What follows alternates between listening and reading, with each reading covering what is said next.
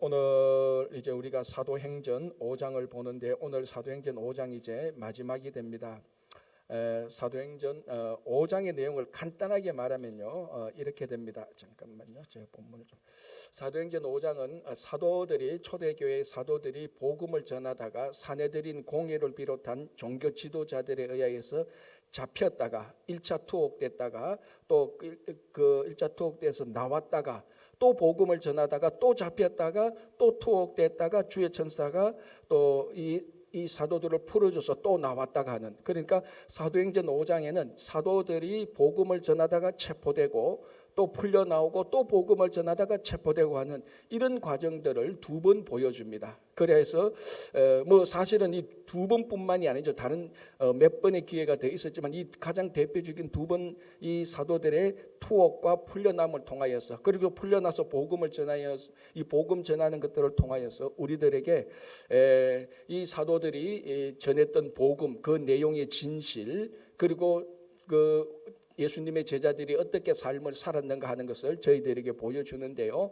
오늘 이 사도행전 5장 마지막에는 이제 2차 투옥 후에 나와서 복음을 전하다가 다시 한번 더 갈등을 빚는데 이 갈등이 어떻게 마무리되는가 라는 것을 우리들에게 보여줍니다. 자, 33절 보겠습니다. 이렇게 되어 있습니다. 그들이 듣고 크게 노하여. 자, 이어서 그들은 누굽니까? 사내들인 공회원들과 종교 지도자들이죠. 종교 지도자들이 크게 듣고 크게 노하여 사도들을 없이 하고자 할세 되어 있습니다. 자, 여기서 여러분들이 이 현장에 있었다면은 그 사내들인 공회나 그 종교 지도자들을 봤을 때 어떤 감정이 되겠습니까? 저 사람들이 왜 저렇게 화가 났지? 라는 것을 느낄 수 있을 겁니다. 오늘 또 보니까 듣고 크게 노했다라는 것입니다. 그냥 뭐 한순간 기분이 나빠 정도가 아니고 분노했다는 겁니다. 굉장히 분노했습니다. 어느 정도 분노했느냐? 사람을 죽이려고 했습니다. 그러니까 사람이 느낄 수 있는 분노치 가운데 그 최고의 이 분노를 느꼈다는 겁니다. 왜 이 사람들이, 왜 이 종교 지도자들과 사내들인 공회원들이 이렇게 분노했죠? 그 앞에 보니까 이렇게 되어 있습니다. 그들이 듣고 크게 분노했다는 거예요. 뭔가 가만히 있었는데 갑자기 이렇게 분노한 게 아니고 그들이 듣고, 종교 지도자들 사내들인 공회원들이 사도들이 하는 말을 듣고 분노했습니다. 무엇을 들었습니까? 우리가 앞에서 살펴봤죠. 크게 보면 세 가지였죠. 첫 번째는 뭐냐 하면은 사도들이 이렇게 말했습니다. 사람들을 보다 하나님에게 순종하는 것이 마땅하다 그랬습니다. 그래서 사람들은 바로 이 사람들, 사내들인 공회원들과 종교 지도자들이죠. 당신들보다 하나님의 말씀을 듣는 것이 더 마땅하다. 요거였고요. 두 번째 말은, 이 두 번째로 들은 게 뭡니까? 너희 십자가에 달려 죽었던 예수 그리스도께서 부활하셨다. 요걸 또 사도들이 얘기를 했고 이 사람들이 들었습니다. 세 번째는 뭡니까? 우리가 이 일의 증인이다라고 말한 것을 들었습니다. 이 세 가지를 듣고 크게 분노했는데 어느 정도까지 분노했다고요? 사람을 죽이기까지, 살인할 정도까지 분노했다는 겁니다. 자, 여러분들도 살아가다 보면은 주변에 있는 어떤 사람이 또는 가족들은 아주 친한 사람이 어떤 얘기를 할 때 확 분노가 솟아오를 때가 있습니다. 그죠? 여러분, 그 분노 때문에 내가 저 사람을 죽여야 되겠다고 진짜로 생각한 분노가 있었습니까? 아마 거의 없었을 겁니다만, 죽이고 싶은 마음이 있는 거하고 진짜로 내가 죽이겠다고 행동하는 거하고는 다르죠. 그죠? 너무 미워서 죽이고 싶다 그런 마음이 생길 때는 있긴 있습니다만, 자, 오늘 이 사람들이 그 사도들이 말하는 그 얘기를 듣고 왜 이렇게 실제로 죽이려고까지 분노를 했겠습니까? 자, 요건 이제 우리가 사도행전 5장에서 우리가 차곡차곡 살펴본 내용을 보면 됩니다. 자, 성경 퀴즈 첫 번째, 제가 방금 말씀드린 것은 사도행전 5장에서 이 사도들이 1차 투옥되었습니다. 그죠? 그 사내들인 공회에 잡혀서 옥에 이틀 동안 갇혔는데 첫 번째 1차 투옥될 때 왜 이 사람들이 사내들인 공회에 잡혔죠? 예수 부활을 증거했는데 사두개인들이 그거 싫어했잖아요. 그래서 잡아서 사내들인 공회에 심판하려고 옥에 가두었습니다. 그러니까 이 그 당시 사내들인 공회는 종교 최고 의결 기관이잖아요. 우리 말하면은 교단 본부 같습니다. 이 교단 본부에 사두개인들이 굉장히 파워가 있었거든요. 이 사람들은 예수의 부활을 안 믿었던 사람인데 저 사도들이 부활을 증거하니까 그게 싫어서 미워가지고 그 사람들을 잡아서 이제 신문하려고 옥에 가두었다는 겁니다. 그러니까 첫 번째 사도들이 감옥에 사내들인 공회 그 감옥에 투옥된 이유는 사두개인을 중심으로 한 사내들인 공회의 미움을 받았습니다. 굉장히 미워했죠. 그게 이제 첫 번째 이유고, 두 번째는 뭐였습니까? 우리가 지난주일을 봤죠. 대제사장과 사두개인들의 마음에 시기가 가득해서. 왜 시기가 가득했는가 하면 사도들이 가서 말씀을 전하는데 베드로가 사도들이 복음을 전할 때 한 번에 5,000명이나 믿고 기적을 베풀고 병자들을 막 고치고 하니까, 이러니까 백성들이 자기들을 보지 않고 사도들을 보거든요. 그러니까 시기가 생기는 겁니다. 자기들은 그런 자기들은 그런 이적도 베풀지 못하고, 자기들은 그렇게 잘 가르치지도 못하고 성령 받지도 못했고, 이러니까 이 대제사장과 사두개인들이 시기가 가득해서 그 사람들을 잡아서 또 신문하려고 옥에 가두었던 것 아닙니까? 그러니까 1차 투옥의 이유는 미움이 이유였습니다. 두 번째는 뭔가 시기였습니다. 자, 잘 보십시오. 지금 이 사람들이 왜 사내들인 공회와 이 종교 지도자들이 그 분노가 폭발했는가 하면요, 이미 그 마음속에 사도들에 대한 미움과 시기가 차곡차곡 쌓여져 있었습니다. 그게 이만큼 가득 차가 있었습니다. 가득 차가 있는데 사도들이 하는 말을 들으니까 저거 우리가 금지했던 말인데 하면서 이게 폭발을 해버린 겁니다. 그 분노가 터진 겁니다. 오늘 이 본문을 가만히 보면요, 우리 속에 있는 어떤 분노는 이 종교 지도자들 사내들인의 이 분노하고 굉장히 닮아 있습니다. 여러분, 내 마음 속에 미움과 시기와 질투가 없는데 어떤 한 사람의 말을 들었다고 해서 분노가 터지는 경우는 없습니다. 이미 내 마음 속에 저 사람들에 대한 또는 저 일에 대한 미움과 시기가 차가 있었습니다. 차가 있으니까 한마디 들으니까 팍 터지는 것이지, 이것이 안 차거나 없는데 한마디 들었다고 해서 터지지는 않습니다. 마음이 좀 불쾌할 수는 있죠. 자, 그러니까 미움 플러스 시기 이퀄 분노라는 겁니다. 자, 요셉을 한번 보시기 바랍니다. 이 똑같은 경우가 우리가 잘 아는 요셉이거든요. 자, 아버지 야곱이 요셉을 좋아해서 편애해서 채색 옷을 입혔지 않습니까? 그러니까 그 형들이 요셉에 대한 뭐가 생겼습니까? 시기가 생겼죠. 아버지의 편애로 시기가 생겼는데, 이 요셉이 또 자기가 꿈꾼 얘기를 하는 겁니다. 두 가지 꿈 얘기하지 않습니까? 형들의 곡식의 단이 내게 절을 했어. 내 곡식단에 절을 했어. 첫 번째, 두 번째는 해, 달, 별이 내게 절을 했어. 이걸 또 얘기를 하는 거예요. 그렇게 얘기를 하니까 형들이 어떻게 됐는가 하면요, 이게 창세기에 나오는데요. 창세기 제가 읽어드릴게요. 이게 죄송합니다. 창세기 37절인가요? 창세기 37장 5절에 이렇게 되어 있습니다. 요셉이 꿈을 꾸고 자기 형들에게 말하며 그들이 그를 더욱 미워하였더라 되어 있습니다. 자, 이제 뭐가 이 형들의 마음속에 뭐가 차곡차곡 쌓입니까? 미움과 시기가 차곡차곡 쌓여져 있습니다. 자, 이러는 가운데 형들이 양을 치러 갈 때 아버지 야곱이 요셉이 형들에게 문안하고 도시락 갖다 주라고 심부름 시킵니다. 그래서 아무도 없는 광야에 양치는 요셉의 형들이 있을 때 요셉이 딱 오는 순간에, 저걸 딱 보는 순간에 분노가 터져버렸습니다. 그래서 뭐라고 결단합니까? 창세기 37장 18절에 이렇게 말합니다. 요셉이 그들에게 가까이 오기 전에 그들이 요셉을 멀리서 보고 죽이기를 꾀하며, 죽이는 만큼 분노가 터진 겁니다. 자, 간단하게 말하면 이렇습니다. 왜 우리가 이 요셉의 형들과 같은 분노, 사내들인 공의 지도자들과 같은 분노를 왜 가질까? 왜 우리가 누가 한마디 딱 하는데 확 분노가 폭발할까? 이미 우리 마음속에 시기와 질투와 미움이 가득 차 있다는 겁니다. 그러면 우리는 간단합니다. 우리가 이 분노를 터뜨리지 않게 하기 위해서는 어떻게 해야 된다고요? 시기와 질투와 미움을 그때그때마다 해소해 줘야 되는 겁니다. 그것이 가득 차지 않는 나는요, 누가 한마디 하고 어떤 일이 생기면은 마음은 불쾌할 수가 있어요. 기분이 나쁠 수는 있지만 분노가 터지지는 않는다는 겁니다. 왜? 시기와 질투와 미움이 쌓여져 있지 않기 때문에. 그게 사람의 심리 구조라는 겁니다. 자, 그렇다면은 지금 이제 우리 마음, 각자 마음을 한번 보시기 바랍니다. 여러분, 미움이 없습니까? 없으면 참 다행이지만은 미움이 또 없을 수가 없죠.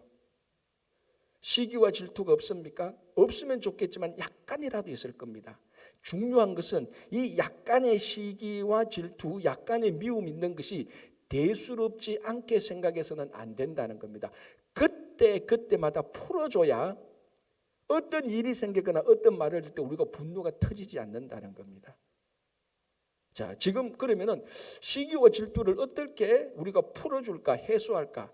뭐 여러 가지 방법이 있지만 제일 먼저 간단하게 한마디를 하면 이것입니다. 시기와 질투가 생길 때마다 하나님께서 내게 주신 것을 생각하면서 감사하는 순간에 시기와 질투는 사라집니다. 여러분, 시기와 질투와 감사는요, 양극입니다. 물과 기름처럼 같이 있을 수가 없습니다. 내 마음속에 시기가 생겼다. 이거 계속 자라도록 놔두면 분노가 터질 것인데, 그러면 어떻게 하냐? 이 시기를 지금 해소하기 위해서 하나님이 내게 주신 것은 이거 감사하구나라고 감사할 때 시기는 사라지는 겁니다. 두 번째, 미움이 자랄 수가 있지 않습니까? 이 미움은 어떻게 해결할 수 있습니까? 원래 내가 하나님에게 지독하게 미움받는 사람이었습니다. 왜? 우리는 원래 하나님의 원수였지 않습니까? 하나님의 원수였는데 하나님께서 독생자를 주셔서 우리를 사랑하기까지 독생자를 주셔서 우리가 구원받았습니다. 그러니까 나도 원래 하나님께 되게 미움받은 사람이었는데, 원수였는데 하나님께서 나를 사랑했다는 그것을 묵상하는 순간에 다른 사람들에 대한, 다른 일에 대한 미움이 해소되기 시작하는 거예요. 이게 실제적으로 우리 마음속에 분노를 잠재울 수 있는 방법입니다. 자, 요걸 우리가 생각하고요. 자, 다시 33절을 보겠습니다. 그들이 듣고 크게 노하여, 막 분노가 터졌습니다. 시기와 미움이 있어서 분노가 터졌습니다. 요러기가 해서 멈추었으면 또 괜찮아요. 그런데 어떻게 됐다고요? 노하여 사도들을 없이 하고자 했다. 다른 말, 사도들을 죽이고자 했다는 것. 두 단계예요. 미움과 시기가 가득 차서 분노의 감정이 폭발했습니다. 첫 번째 단계, 두 번째 단계는 뭡니까? 그걸 감정 폭발하는 것을 멈추지 않고 그 다음에 죽이려고 행동을 했다는 겁니다. 이게 제일 나쁜 거예요. 자, 우리가 미움과 시기와 질투가 있어서 분노의 감정을 폭발할 때가 있습니다. 잘했다는 것 아닙니다. 참 위험하죠. 그러나 이 위험한 게 실제적인 위험으로 넘어가는 것은요, 이 분노가 우리 행동으로 이어졌다는 겁니다. 그러니까 분노가 있을 때는 나 혼자만의 일인데, 이것이 행동으로 이어질 때는 그 공동체 전체가 위태하게 되는 큰 잘못이라는 거예요. 그래서 오늘 이 사내들인 공회와 지도자들이 제일 잘못한 것은 자기들의 분노를 실제적인 행동으로 옮겼다는 것입니다. 이게 제일 잘못된 겁니다. 여러분, 공자가 했던 말 가운데요, 한자로 이런 말이 있습니다. 불천노, 뭐겠습니까? 불, 아니 불자, 천 뭡니까? 이동할 거, 옮기는 거죠. 노 뭡니까? 분노. 불천노는 노를 옮기지 말라는 것입니다. 우리가 아무리 노력해도 분노가 생길 때가 있습니다. 그러나 그 분노가 생기는 거하고 분노를 다른 사람에게 옮기는 거하고는 완전히 다른 겁니다. 오늘 이 공회 지도자들이 제일 잘못한 것은 자기들의 분노를 사도들에게 그대로 옮겨버렸다는 것입니다. 이런 그 베네딕트 수도원이 있습니다. 그죠? 베네딕트가 세운 수도원에 그 7가지 공동 규칙이 있는데, 그 4가지 규칙이, 4번째 규칙에 이런 내용이 있습니다. 4번째 수도 규칙에요, 제4장의 제목이 이것입니다. 선한 일을 위한 도구들, 이래 나오는데 그 내용을 쭉 읽으면 이런 문장이 나옵니다. 분노를 품고 있는 시간을 길게 끌지 말며, 그러니까 분노가 감정이 생기면 이거 끌지 말고 빨리 해소하라는 것이죠. 자, 그 다음 문장이 진짜 중요합니다. 분노를 행동으로 옮기지 말라 되어 있습니다. 그러니까 수도원들은 자기들의 신앙을 훈련하고 성숙해 하는 거 아닙니까? 그 4장, 수도규칙 4장의 핵심입니다. 분노를 행동으로 옮기지 말라. 여러분, 지금 마음속에 어떤 분노가 있을 수 있을 겁니다. 화가 있을 수 있을 겁니다. 거기에서 우리가 분노 중에 해야 될 것, 분노 중에 해서는 안 될 게 3가지입니다. 첫 번째는 분노 중에는요, 어떤 말도 하지 마십시오. 두 번째, 분노 중에는요, 어떤 결정도 내리지 마십시오. 세 번째, 분노 중에는요, 어떤 행동도 하지 마십시오. 우리는 보통 분노 중에 분노의 말을 퍼붓기 시작하고 분노 중에 많은 걸 결정합니다. 화가 나가 그 결정하죠. 세 번째는 뭡니까? 그 결정한 것을 행동으로 옮길 때 그게 이제 천일파만파로 공동체가 무너지는, 오늘 지금 바로 그것을 보여주는 겁니다. 요 한 구절 속에. 그래서 우리가 이 분노가 생기는 시기와 질투와 뭡니까? 미움을 매일매일 우리 안에 감사와 하나님에 대한 사랑으로서 해소해 나갈 때 우리 속에 분노가 싹 트지 않고 행동으로 행동으로 옮겨지지 않는 것입니다. 자, 이제 이러니까 막 분위기가 굉장히 험악하지 않습니까? 사내들인 공의 지도자들, 사도들에게 분노를 폭발 막 죽이려고 행동이 나오니까 그때 그 옆에 누가 있었는가 하면은 바리새인 가말리엘이라는 사람이 있었습니다. 이제 독특하게 바리새인이 나타나죠. 우리가 복음서에는 바리새인이 많이 나타났는데 사도행전은 바리새인들이 잘 안 나타나고 사두개인이 판을 쳤는데 바리새인이 나타납니다. 이 가말리엘은 그 당시에 가장 존경받는 바리새인이고 사도 바울의 율법 선생입니다. 이 사람이. 그러니까 이 사람이 분위기를 보니까 너무 험악하잖아요. 막 사람이 사람을 죽이려고 하니까 이 가말리엘이 딱 일어서서 말합니다. 내가 할 말이 있습니다. 그런데 사도들은 지금 잠시 밖으로 나가 주십시오. 마치 우리가 회의할 때, 중요한 결정을 할 때 당사자를 밖으로 내보내는 거하고 마찬가지입니다. 그 가말리엘 딱 일어나서 내가 지금 중요한 말을 하려고 하는데 이 당사자가 되는 사도들은 잠시 밖으로 나가 주십시오 하고 그 산헤드린 공에서 밖으로 잠시 내보내고 그 안에 공의 지도자들에게 말합니다. 그게 이제 오늘 38절 34절부터 쭉 말하는데 뭐냐면은, 여러분들은 저 사도들이 하는 소행에 대해서 상관하지 마십시오. 지금 내가 보니까 여러분들이 죽이려고 하는데 이거 큰 잘못을 범할 수가 있습니다. 상관하지 마십시오. 왜냐하면은 간단하게 결론을 말하면 이겁니다. 이제 거기에 38절 39절이죠. 결론을 제가 먼저 말씀드릴게요. 이제 내가 너희에게 말하노니 이 사람들을 상관하지 말고 버려두라.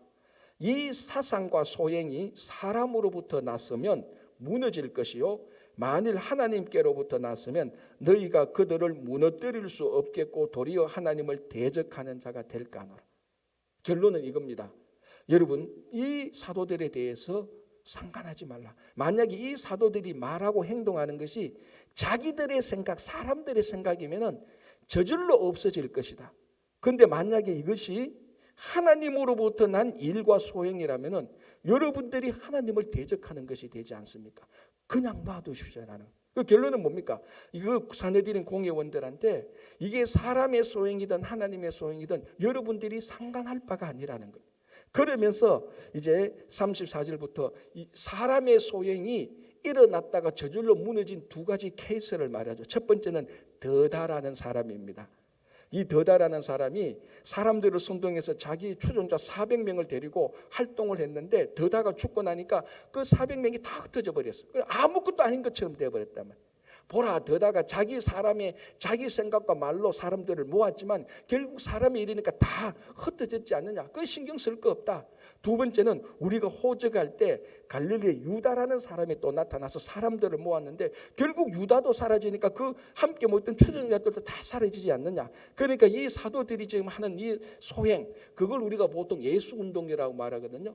우리가 그렇게 한번 말해 봅시다. 이 사도들이 지금 자기들이 믿고 있는 예수운동을 말하는데 이 예수운동이 사람의 일과 소행이면은 저절로 없어질 것 아니냐. 너희들이 화낼 거 없다. 그냥 가만히 놔둬라 이 말입니다.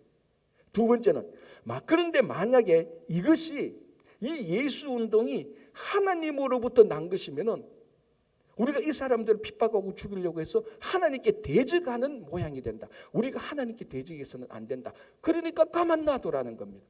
얼마나 멋진 중재입니까? 그죠? 그러니까 이 가말리엘이 가만히 보니까 저 사도들 관여할 바가 없다는 겁니다. 사람의 일이면 저절로 무너질 것이고 하나님의 일이면 우리가 하나님의 일이면 우리가 핍박해서는 안 된다. 그렇게 말을 하는 겁니다. 자, 이제 여기서 바리새인 가말리엘이 진짜로 염려되고 하고 싶었던 말이 무엇일까요? 이 산헤드린 공회원들한테 가말리엘이 무엇이 진짜로 두려웠는가 하면요, 진짜로 이 사도들이 증거하고 하는 이 소행이 하나님께로부터 난 것이 아닐까라는 믿음이 생기는 겁니다. 그게 두려운 거예요, 사실은. 뭐 사람으로부터 난 것이면은 이랬든 저랬든 다 무너지니까 괜찮은데, 만약에 저 사도들이 지금 예수 부활을 증거하는데 이것이 하나님으로부터 난 것이라면은 우리는 큰 일을 지금 저지르고 있는 것이다. 하나님을 대적하는 것이다. 이게 사실은 가말리엘 마음속에 더 무거운 겁니다. 그래서 우리가 하나님을 대적해서는 안 된다. 그러니까 놓아두라는 것입니다. 예를 들자면 이거하고 똑같습니다. 그래서 지금 가말리엘이 하나님을 대적하는 그 케이스는 예를 들지 않지만은 제가 친절하게 한번 예를 들어보겠습니다. 제가 가말리엘을 대신해서 그 산헤드린 공회에 있다 치고, 자, 한번 보십시오. 출애굽을 생각해 보십시오. 모세와 아론이 애굽 왕 바로에 가서 이스라엘들을, 하나님의 백성들을 보내십시오라고 말했을 때 이 애굽 왕 바로가 보냈습니까? 안 보냈단 말이죠. 그러면서 했던 말이 뭔가 하면요, 이렇게 되어 있습니다. 출애굽기 5장 2절인데요.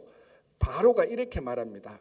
이스라엘 백성들을 보내라고 말할 때 그 얘기를 듣고 바로가 이르되 여호와가 누구이기에 내가 그의 목소리를 듣고 이스라엘을 보내겠느냐? 나는 여호와를 알지 못하니 이스라엘을 보내지 아니하리라. 하나님을 대적한, 난 하나님 몰라. 내가 하나님을 여호와 알지 못하니 나 이스라엘을 못 보내. 자, 이 모세와 아론이 요구했던 이스라엘 복세는 이스라엘 백성들을 보내주는 것은 하나님으로부터 난 일입니까? 사람으로부터 난 것입니까? 하나님으로부터 난 것이 아닙니까? 하나님께서 모세와 아론을 통해서 내 백성을 보내라 했기 때문에 이건 하나님으로부터 난 것입니다. 그런데 지금 애굽 왕 바로는 그것을 대적하고 있는 겁니다. 결과가 어떻게 됐습니까? 10가지 재앙을 당하죠. 계속해서 재앙을 당합니다. 그러니까 구약 성경에는 이런 사건들이 허다합니다. 하나를 더 예를 들자면요, 우리 민수기 보면 출애굽 사건 할 때 고라라는 레위 지파의 고라가 다단과 이런 사람들을 규합해서 250명을 데리고 와서 모세와 아론에게 저항했지 않습니까? 야, 모세와 아론 너희들만 지도자냐? 우리들도 지도자다. 그렇게 대항하면서 우리도 너희들하고 똑같이 지도자가 되겠다고 모세와 아론에게 대항을 했습니다. 자, 근데 모세와 아론이 최고 지도자가 된 것은 모세와 아론이 능력이 탁월해서 자기들이 선거를 통해서 지도자가 된 것입니까? 아니죠. 하나님께서 모세와 아론을 지도자로 뽑은 겁니다. 그리고 모세와 아론이 지도자가 된 것은 사람의 일이었습니까? 하나님의 일이었습니까? 명백하게 하나님의 일이었습니다. 모세는 안 한다고 계속했어요. 저는 이스라엘 백성들을 인도할 수 있는 몇 번이나 서너 번이나 변명하고 핑계치고 도망갔는데 하나님께서 붙잡아가지고 모세를 지도자로 세웠고 아론을 지도자로 세웠거든요. 그리고 모세와 아론이 이스라엘 백성들의 지도자인 것은 명백하게 하나님의 일인데 이 고라와 다단 일단이 거기에 저항을 한 겁니다. 하나님의 일에 저항을 한 거죠. 어떻게 됐습니까? 고라와 그 가족들은 지진이 일어나서 땅속에 다 삼켜버렸고 함께했던 250명은 하늘에서 불이 나와서 그 자리에서 다 죽었어요. 그러니까 이 가말리엘이 저처럼 이런 예를 들지는 않았지만 이걸 다 알고 있단 말이죠. 그게 무서운 거예요. 야, 하나님을 우리가 저 예수 운동이 하나님의 일이라면은 그걸 우리가 대적했다는 우리가 큰일 난다. 그러니 야, 이 산헤드린 공회에서는 없었던 일로 하고 사도들을 보내주자 이렇게 말을 했던 것이.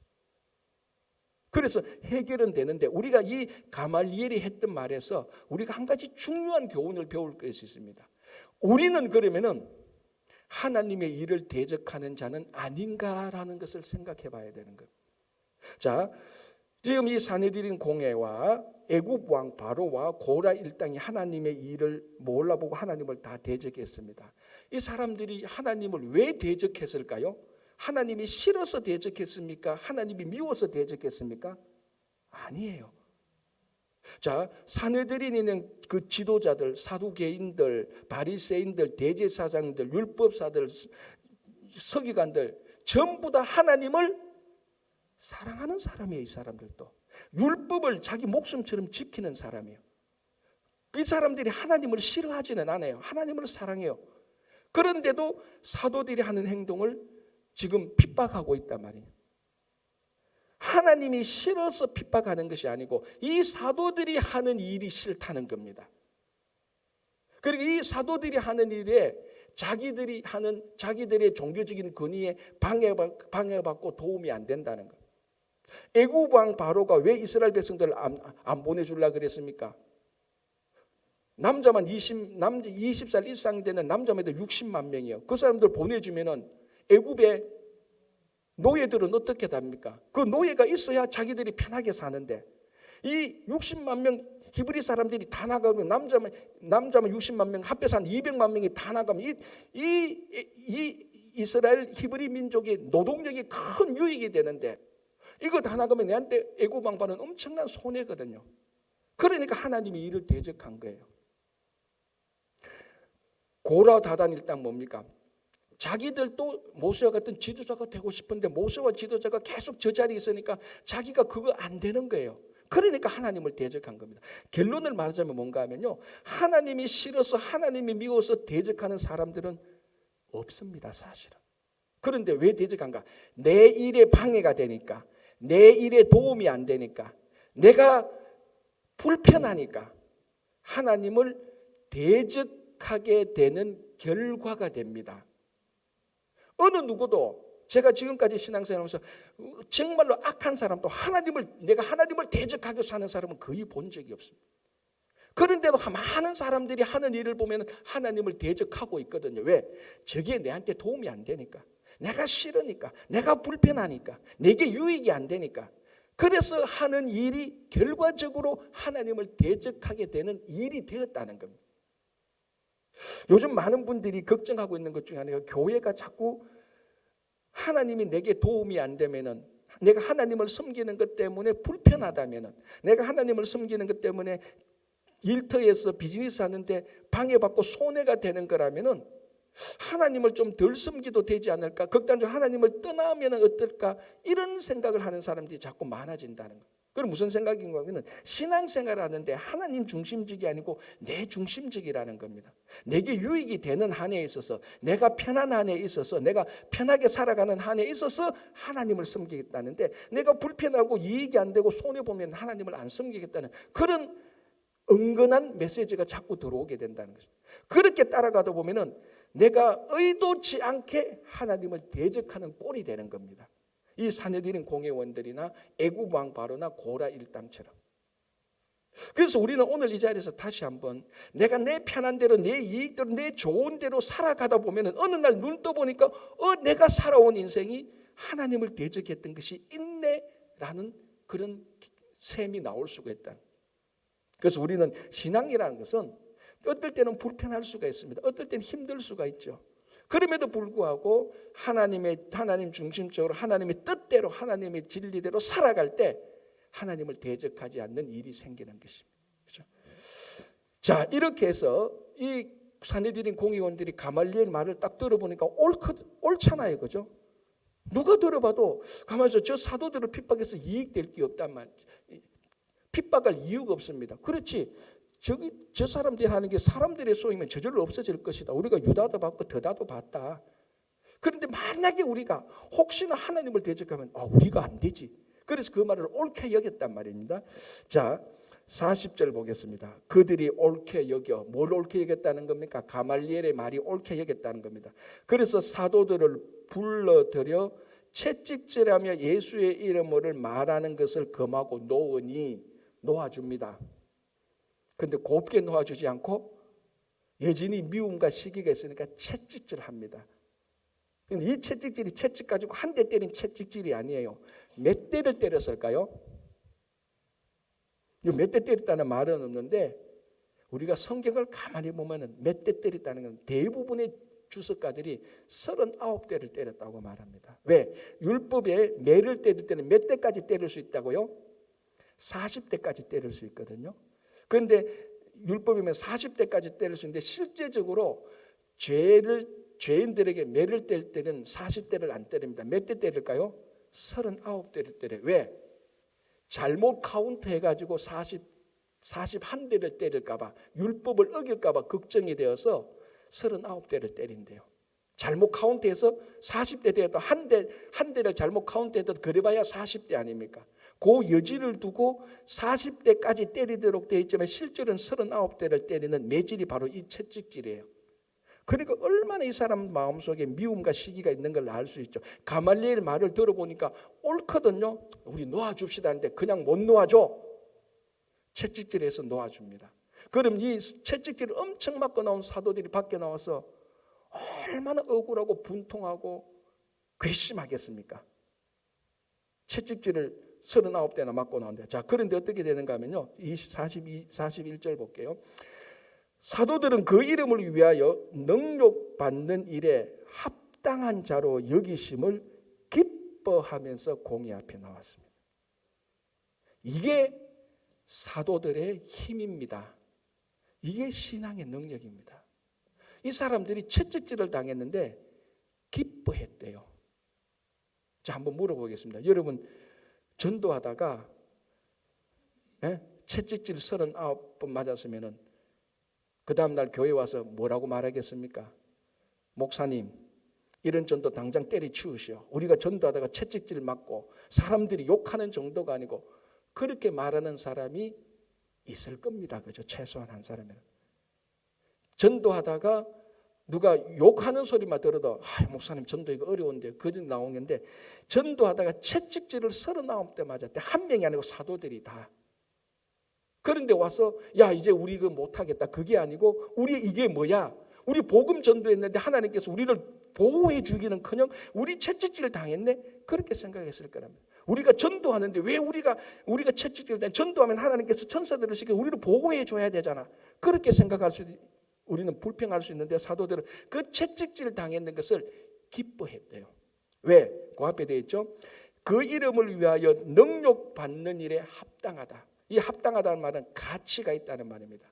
우리가 예수를 위해서 욕을 얻어먹고 핍박을 당하는 것은 진짜로 가치가 있는 일이다. 그래서 우리가 가치가 있는 일을 했기 때문에 기뻐한다라는 것입니다.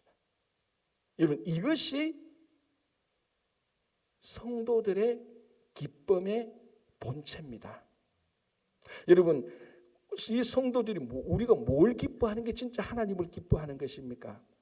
우리 자녀들이 잘 되고 내 하는 일이 잘 되고 비즈니스가 잘 되고 다 기뻐합니다. 여러분, 이건 예수 안 믿는 사람도 똑같이 기뻐하는 겁니다. 그런데 예수 믿지 않는 세상 사람들이 절대로 기뻐하지 못하는 게 뭡니까? 예수 이름 증거하다가 핍박당하는 거 세상은 즐거워하지 않습니다. 그러나 예수 믿는 사람이 진짜로 기뻐하는 건 뭡니까? 예수님을 위해서 고난받을 때 기뻐하는 겁니다. 그거는 사탄이 못하는 것이고 세상 사람들이 못하는 것입니다. 예수 믿는 사람이, 예수만 그리스도로 고백하는 사람만이 예수님의 고난을 따라가다가 예수 고난을 내가 감당했을 때 기뻐하는 겁니다.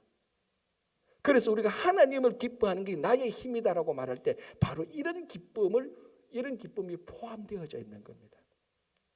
제가 한국에서 목회할 때, 부목사할 때 청년부를 담당하면서 한 번은 이제 다양한 프로그램 할 때 영화를 보고 토론을 했던 적이 있습니다. 그때 같이 본 영화가 제목이 몰로카이입니다. 몰로카이가 뭐냐면 하와이에 있는 섬 이름인데요. 거기는 나병 환자들을 수용한 섬이에요.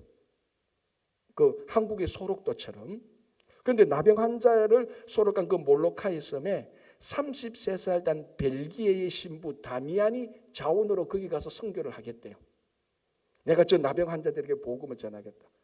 이게 19세기거든요. 그때 19세기는 이 나병이 다 전염된다는 생각을 하고 있었습니다. 그래서 주교조차도 그 다미안 신부를 몰로카이로 보내면서 자네가 가서 선교를 할 때는 절대로 그 있는 환자들 만지면 안 돼. 절대로 만져서 안 돼. 그리고 복음을 전하라. 이런 당부까지 했습니다. 그래서 33살의 다미안이 거기에 몰로카이에 가니까 몰로카이에 있는 나병 환자들이 다미안 신부를 환영을 안 하는 겁니다. 왜요? 자기들은 다 나병 환자인데 다미안은 정상인이잖아. 그래서 다미안이 아무리 사랑으로 다가가고 아무리 해도요, 이 나병 환자들이 마음을 열지 않습니다. 여러분, 이거는요 장애인들이 이건 옳다 그르다의 문제가 아니고 본능의 문제입니다. 장애인이 있는데 비장애인이 들어가면요, 비장애인은 장애인의 심령을 100% 이해할 수 없어요. 왜냐하면 자기는 장애인이 아니니까. 그리고 장애인은 비장애인이 아무리 하려고 해도 뭔가 거리가 있어요. 그런 일이 여기서 일어나는 겁니다. 다미안은 진짜로 사랑했거든요, 나병 환자들은. 그런데 나병 환자들은 당신은 나병 환자가 아니기 때문에 우리하고 거리가 있어 진짜 마음을 안 여는 겁니다. 그래도 이 다미안 신부가 계속해서 사역을 합니다. 그런데 영화 보면 이런 장면이 나옵니다. 이제 그 성당 안에서 무슨 일을 하다가 뜨거운 주전자에 뜨거운 물이 있는데 잘못해서 다미안 신부가 뜨거운 물을 자기 손에 확 이게 물이 부어서 그러니까 이 손이 뜨거운 물로 확 데워집니다. 얼마나 뜨겁겠습니까? 그런데 다미안이 그걸 못 느껴요. 왜 그랬죠? 나병에 걸렸거든 자기. 그건 다미안은 못 느껴서 뜨거운 물이 가는데 못 느끼는데 그 영화에 함께 있던 나병 환자들이 깜짝 놀랍니다. 그리고 그 영화를 같이 보던 우리 청년들이 아 하고 탄식을 하더라고. 다미안이 나병에 걸렸구나. 아이고 이래를 어떻게 나병 환자 전도하다가 나병에 걸렸네. 어떻게 막 이렇게 청년들이 이런 마음이고 그 영화에 나오는 나병 환자 성도들도 다미안을 보면서 동정의 눈치를 봅니다. 아이고 이제 저 우리처럼 나병 걸렸는데 어떻게 라고 말할 때 다미안이 자기 몸에 뜨거운 물이 부어졌는데 그걸 보고 어떻게 했는 줄 압니까? 진짜로 기뻐했어요. 이제 드디어 내가 당신들과 똑같은 나병 환자가 되었으니 당신들은 나를 영접해 주시오 이 말입니다. 여러분 복음 전하다가 나병 환자에게 전하다가 나병 걸렸으면 우리는 어떻게 생각할 겁니까? 하나님 이래도 됩니까? 내가 이렇게 열심히 일하는데 내가 나병 걸리면 하나님 나를 보호하고 지켜준다면서요. 이렇게 되면 됩니까? 우리는 염려하고 걱정하고 한탄하고 불평할 겁니다. 그러나 이 다미안은 드디어 내가 나병에 걸렸구나. 오늘 이 본문대로 말하자면 본문에 드디어 내가 예수님의 고난에 들어갔구나. 드디어 내가 내 몸에 사도 바울식으로 하자면 예수의 흔적을 가졌구나라고 그 영화를 보면 다미안 신부가 환하게 기뻐하는 내용이 나옵니다. 여러분 이거는요 예수 믿지 않는 사람이 가질 수 없는 기쁨이에요. 사탄이 가질 수 없는 기쁨입니다. 세상이 가질 수 없는 기쁨입니다. 이거는 예수 믿는 사람만 가질 수 있는 기쁨입니다. 이게 세상을 이길 수 있는 힘이에요. 이게 하나님이 우리에게 주신 힘입니다. 우리의 힘은요 힘이 세서 산을 움직이거나 우리가 재정 능력이 많아서 돈을 뿌려서 사람들에게 끌어오거나 그런 세상의 능력이 아니고 우리가 이런 기쁨 이런 것을 기쁨으로 여기고 살아갈 때 세상이 알지 못하는 이 기쁨의 힘으로 우리가 살아가는 이제 앞으로 우리가 보겠지만요 바울도 그렇고 많은 사도들이 가는 곳마다 핍박받고 조롱받을 때요 그 마을을 그 섬을 떠날 때 막 저주를 퍼붓고 떠나지 않습니다. 기쁨이 충만하고 성령이 충만함으로 떠나는 겁니다.